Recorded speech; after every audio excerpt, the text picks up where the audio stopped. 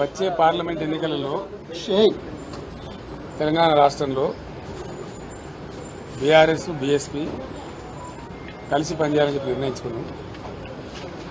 సిద్ధాంతపరంగా అనేక విషయాలలో సామీప్యత ఉంది. మేము అమలు చేసినటువంటి దళిత బంధు కానీ, దళిత సంక్షేమానికి ఇచ్చినటువంటిది కానీ, రెసిడెన్షియల్ పాఠశాలలు కానీ, ఇంకా చాలా విషయాలలో బలహీనల గురించి, వీకర్ సెక్షన్ గురించి పనిచేసిన చరిత్ర ఉంది. కాబట్టి దాన్ని అనుసరించుకొని ఒక ప్రతిపాదన వస్తే ఇద్దరం కలిసి చర్చించడం నేను ప్రవీణ్ గారు వారు హైకమాండ్ కూడా మాట్లాడింది. అక్కడి నుంచి వారి అనుమతి తీసుకొని మేము చర్చలు చేసిన తర్వాత కలిసి పనిచేయాలని చెప్పి స్థూలంగా ఒక నిర్ణయానికి వచ్చాం. పని చేస్తాం కూడా. మిగతా విషయాలు మీకు కావాల్సిన లెక్కలన్నీ రేపు ఎల్లుండి చెప్తాం. అంటే సీట్ల మీద రేపు అనుకుంటాం. ఇక ఈరోజు స్థూలంగా ఇది అయిపోయింది. బేసికల్గా ఇన్ ప్రిన్సిపల్ ఇది అయింది. తప్పకుండా కొన్ని సీట్లు వాళ్ళు పోటీ చేయాల్సిందే, కొన్ని సీట్లు మేము పోటీ చేయాల్సిందే. ఒకసారి అలయన్స్ అనుకున్న తర్వాత గౌరవప్రదంగానే ఉంటుంది కదా. వీళ్ళు తెలియదు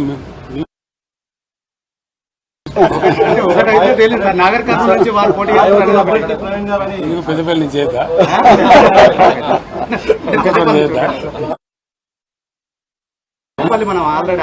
వరంగల్ స్టేట్ ప్రెసిడెంట్ వరంగల్ నుంచి చేద్దా ఇక్కడేం చేయదు. దానికే ఉంటుంది. జనరల్ సీట్లు కూడా చేయొచ్చు. జనరల్ సీట్లు కూడా చేయొచ్చు. నేను ఇంకా తనతో మాట్లాడలేదు. ప్రవీణ్ గారు మాట్లాడి ఓకే చేసుకొని మళ్ళీ నాతో మాట్లాడారు. నేను రేపట్ల మాట్లాడతాను. పాత పరిచయంలో ఇతర పార్టీలు ఏమన్నా కలిసి వచ్చే అవకాశం ఉందా?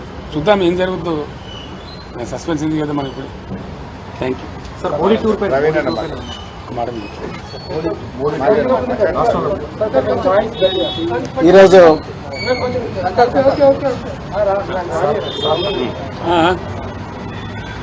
ఈరోజు తెలంగాణ మాజీ ముఖ్యమంత్రి శ్రీ పెద్దలు గౌరవనీయులు శ్రీ కేసీఆర్ గారిని కలిసినందుకు చాలా ఆనందంగా ఉంది.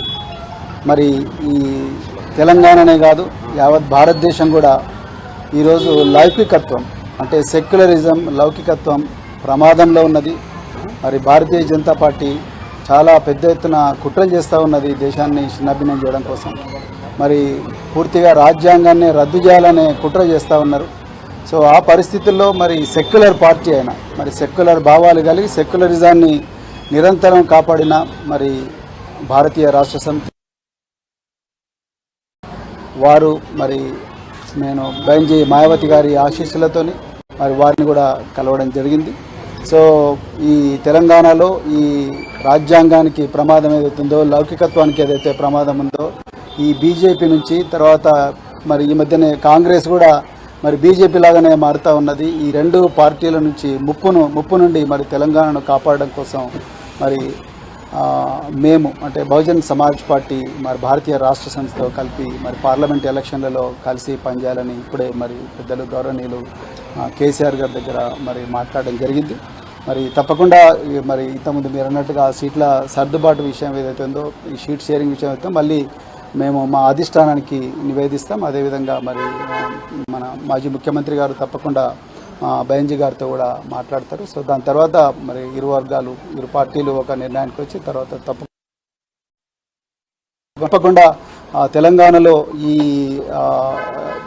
స్నేహం అనేది తప్పకుండా తెలంగాణ ప్రజల జీవితాలను మారుస్తుంది. తెలంగాణ ప్రజల విలువలను ఏదైతే గంగా జమున తహజీబ్ అని అంటున్నామో ఆ విలువలను, ఆ సంస్కృతిని తప్పకుండా కాపాడుతుంది. బహుజన వర్గాలందరి జీవితాలు బాగుపడతాయి. ఇలా నిరుద్యోగులు సంతోషంగా లేరు.